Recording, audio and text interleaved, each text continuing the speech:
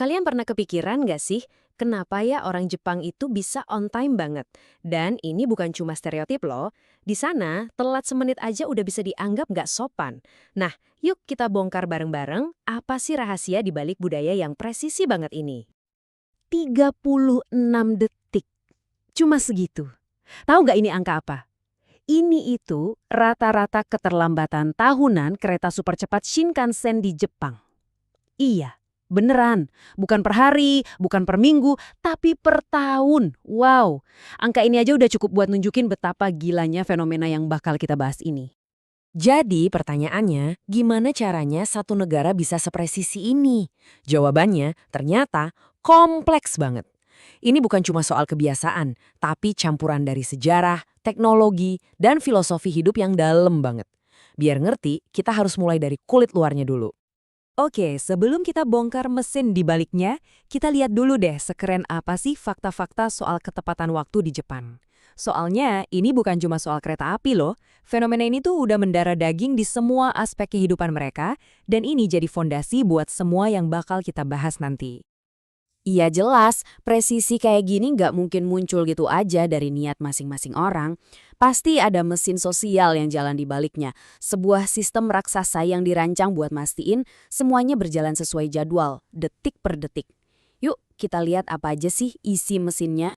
Coba deh bayangin, kereta kalian telat, katakanlah 5 menit. Di kebanyakan negara paling kita cuma ngedumel dikit kan? Tapi di Jepang ada sistemnya sendiri buat ngurusin ini. Namanya Chien Shomeisho atau gampangnya sertifikat keterlambatan. Ini bukti nyata banget gimana sistem mereka bekerja buat menjaga kepercayaan, bahkan buat kejadian yang jarang banget terjadi. Jadi prosesnya gini, begitu kereta telat, pengumuman maaf langsung disiarin di mana-mana. Terus para penumpang bisa dapat sertifikat ini buat bukti ke kantor atau sekolah. Nah, apa artinya ini semua? Ini nunjukin kalau sistemnya tuh bukan buat menghukum, tapi buat menjaga tanggung jawab. Dan yang paling penting menjaga kepercayaan bersama. Semua orang punya perannya masing-masing. Oke, sistem yang canggih itu penting, pastinya. Tapi, itu baru setengah cerita. Sifat kayak gini nggak bakal awet kalau nggak ditanemin dari kecil.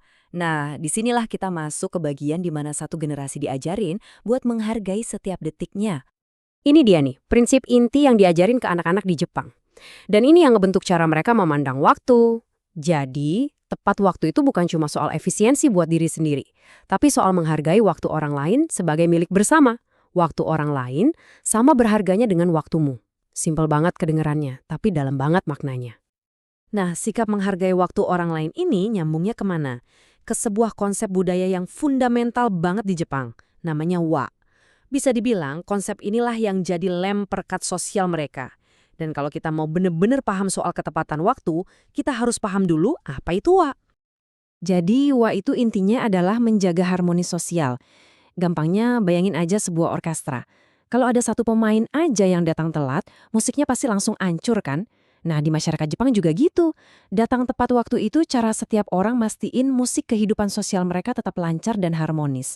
Kalau telat, kamu dianggap jadi nada sumbang yang ngerusak harmoni atau wa itu tadi. Tentunya, nilai-nilai kayak waktu dan menghargai waktu ini nggak muncul dalam semalam. Untuk ngerti akarnya dari mana, kita perlu mundur sedikit nih. Jalan-jalan ke masa lalu Jepang. Ke masa di mana fondasi budaya keteraturan ini pertama kali dibangun. Evolusinya tuh kelihatan banget di sini. Semua berawal di zaman Edo. Di masa itu, keteraturan dan tanggung jawab barang-barang itu dianggap sebagai tanda kehormatan. Lanjut ke era Meiji, ada revolusi industri. Kereta api mulai masuk, nah jadwal dan efisiensi pun jadi standar nasional. Puncaknya, Jepang modern sekarang ini, di mana nilai-nilai lama tadi nyatu sama teknologi super canggih. Bayangin aja, ini perpaduan antara etos samurai dengan kereta super cepat. Oke, kita udah lihat sistemnya, pendidikannya, sejarahnya juga. Tapi, apa sih yang ada di lapisan paling dalam? Nah, disinilah kita nemuin inti filosofisnya. Pertanyaannya sekarang bukan lagi gimana mereka bisa on time, tapi kenapa waktu itu sendiri jadi berharga banget buat mereka. Jawabannya, ini udah nyentuh makna hidup. Kalian pernah nggak sih ngerasa bersalah gitu kalau buang-buang makanan atau buang-buang waktu?